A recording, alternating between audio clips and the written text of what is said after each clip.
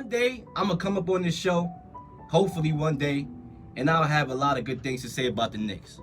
One day, right? One day.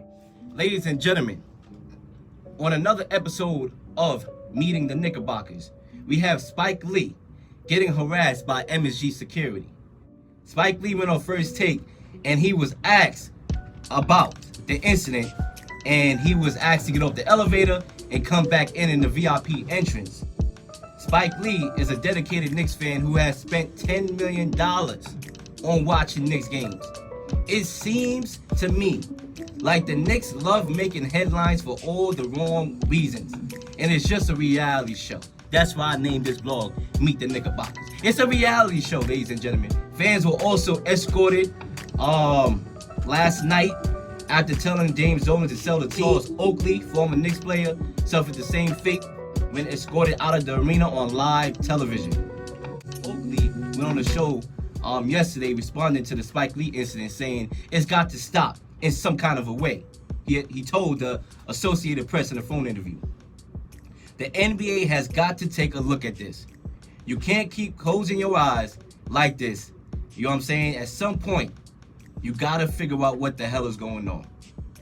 You know what's crazy? This incident occurred on the new president, Leon Rose's first day on the job. And I'm starting to debate in my head if Leon Rose's job is as hard as being the president of the United States. It's getting to that point. Because I don't know who in the world can turn what's been dysfunctional for 40 years, who can turn that around?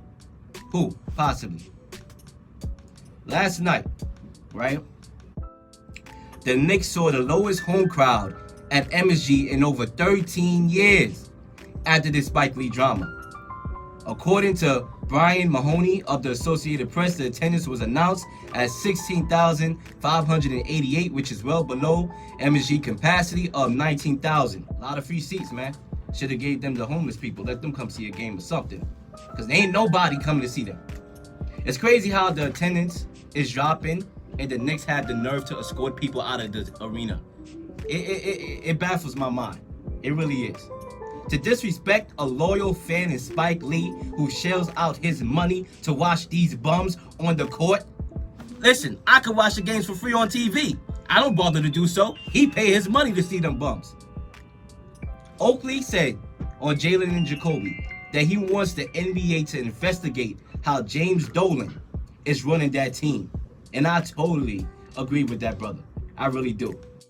If Dolan ever sells the Knicks, we as Knicks fans need to go on the street, celebrate, hold hands, and do the electric slide. We are not going to be able to attract free agents. We are not at all. There are reports that the Knicks want to make a run at CP3, who has resurged his career on OKC. The Unicorn seems to be excelling in his role on the Mavs, while the Knicks are excelling in their role of being a laughingstock and a dumpster fire. We'll see what happens on next week's episode of Meet the Knickerbockers.